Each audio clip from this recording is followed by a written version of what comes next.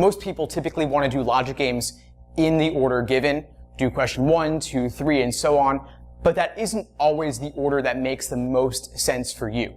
Sometimes it makes sense to do the orientation question first, then do all the local if questions, then go back later to the general global questions. So you don't always have to do them in the order given as they lay them out for you here. Now for this particular game, it's actually a little bit unique in that there is no general orientation question for this game.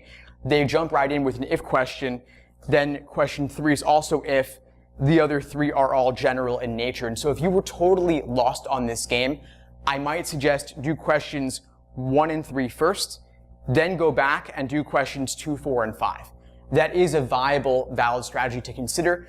I think for this game it isn't totally necessary, but for other games it might be useful. So just keep that in mind. You don't always have to do the games in the order given, even within the particular questions.